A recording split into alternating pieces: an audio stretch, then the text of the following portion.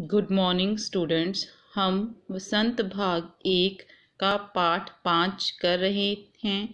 उसका हमने page number 28 और 29 किया था। इसमें लेखक ने क्या बताया था कि हमारे आसपास जो पुस्तकों का संसार है वह सब अक्षरों से बनी हुई पुस्तकें हैं। आज अनेक तरह की पुस्तकें हैं और तरह तरह के उसमें अक्षर छपे हुए हैं। दुनिया में करोड़ों पुस्तकें तो छप गई हैं और हजारों रोज छापी जा रही हैं। हजारों की संख्या में प्रतिदिन अखबार छापे जा रहे हैं। इन सब की जो मूल जड़ है वो है अक्षर। अक्षर के बिना तो दुनिया की कल्पना भी नहीं की जा सकती।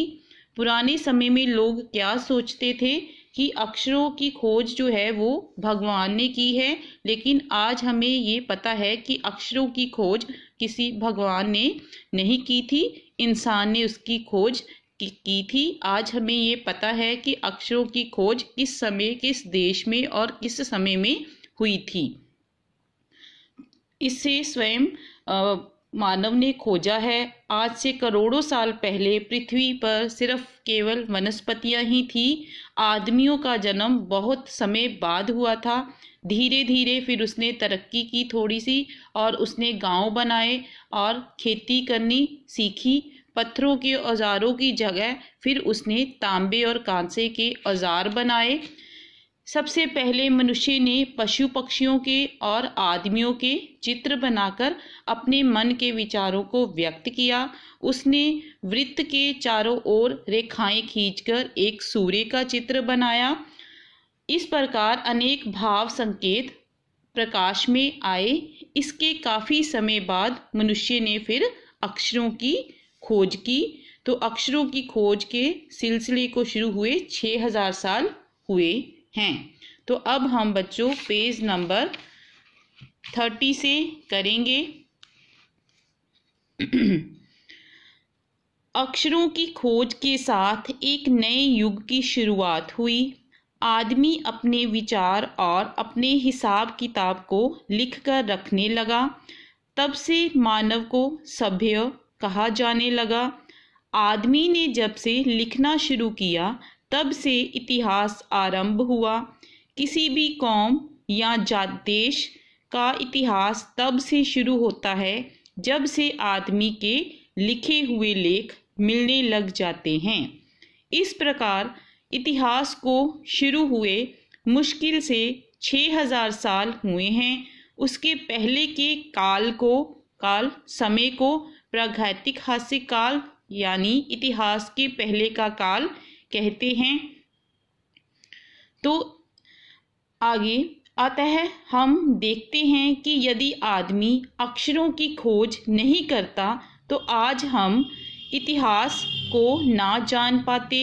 हम ये ना जान पाते कि पिछले कुछ हजार सालों में आदमी किस प्रकार रहता था, क्या क्या सोचता था, कौन कौन राजा हुए इत्यादि। अक्षरों की खोज मनुष्य की सबसे बड़ी खोज है। अक्षरों की खोज करने के बाद ही मनुष्य अपने विचारों को लिखकर रखने लगा। इस प्रकार एक पीढ़ी के ज्ञान का इस्तेमाल दूसरी पीढ़ी करने लगी। अक्षरों की खोज करने के बाद पिछले 6000 सालों में मानव जाति का तेजी से विकास हुआ। तो इसमें लेखक ने क्या बताया है?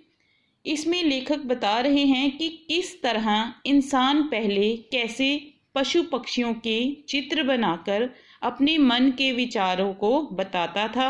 जब उसे लिखना पढ़ना आ गया, जब आदमी को लिखना पढ़ना आ गया तो उसने किस तरह से उन्नति की, तरक्की की। जब मनुष्य अपने विचारों को लिखकर रखने लगा तो एक पीढ़ी का जो ज्ञान था वो दूसरी पीढ़ी, जो आने वाली दूसरी पीढ़ी थी, उसको इसका ज्ञान होने लगा। तो इसके बारे में हम यहाँ पढ़ेंगे। तो बच्चों ये ऊपर कुछ आपको तस्वीरें दिखाई हैं कि ये किस चीज़ की तस्वीरें हैं। जैसे ये जो तस्वीर है वो तूफान का देवता जो सारे आकाश को घेरता है, इस तरह की वो तस्वीर है। आगे ये नगाड़ा है। आगे ये जो पिक्चर है वो है पंखों से सुशोभित नगाड़ा। ये द्रोण काक, और ये जो पिक्चर है कौवे की पिक्चर है। और ये आगे जो पिक्चर है ये दवाखाने में जो आदमी है उसकी। इस तरह से आदमी ने पिक्चरें, तस्वीरों को बनाना इस तरह से सीखा, जिसके द्वारा वो अपने मन के विचारों को बताता था। आगे लेखक ने बताया है कि अक्षरों की खोज से आदमी लिखने पढ़ने लगा। जब उसने अक्षरों की खोज की तो उससे एक फिर नए युग की शुरुआत हुई। अक्षरों की खोज से ही आदमी जब लिखने पढ़ने लगा और तभी से वो सभ्य कहा जाने लगा। जब उसे लिखना पढ़ना उसने शुरू कर दिया तो तब से ही हमारा जो इतिहास है वो शुरू हुआ। आदमी के लिखने पर सीखने के बाद से ही इतिहास लिखा जाने लगा। इतिहास से ही मनुष्य ये जान पाने लगा कि कौन कौन से उस समय राजा महाराजा हुए थे और उस समय किस तरह का समय था, कि कैसी जाति थी, वहाँ के देश में कैसे लोग थे। जब से आदमी ने उनके लेख हमें मिलने लगे लिखे हुए, तब से ही हमारा इतिहास जो है वो शुरू हुआ। अक्षरों की खोज को मानव की सबसे बड़ी खोज कहा जाता है कि इंसान ने सबसे बड़ी खोज उस समय क्या की थी? अक्षरों की खोज की थी। अक्षरों की खोज करने के बाद ही मनुष्य अपने विचारों को लिख कर रखने लगा, और जो विचार उसने लिख कर रखे उसका ज्ञान एक उस पीढ़ी के बाद जो आने वाली दूसरी पीढ़ी थी उसे होने लगा। और फिर धीरे धीरे इंसान ने विकास किया। मनुष्य अपने विचार लिखने लगा, जो आने वाली पीढ़ी को आगे उसके काम आने लगे, और उसने बहुत विकास किया।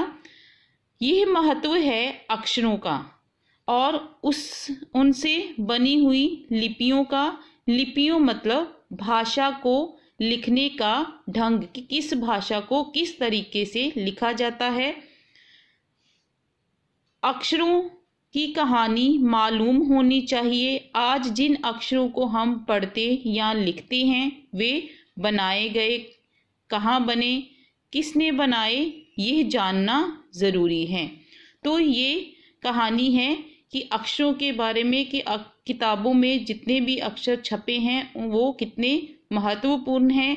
उनसे ही हमें अपने बीते हुए समय में क्या कुछ हुआ था उसके बारे में हमें पता चलता है। आज जिन अक्षरों को हम पढ़ते या लिखते हैं वो किस तरह से बने, उसे कैसे बनाया गया, इस सब के बारे में हमें आज पता होना चाहिए। तो बच्चों, हमने इस पाठ को यहाँ ख़त्म किया है। धन्यवाद।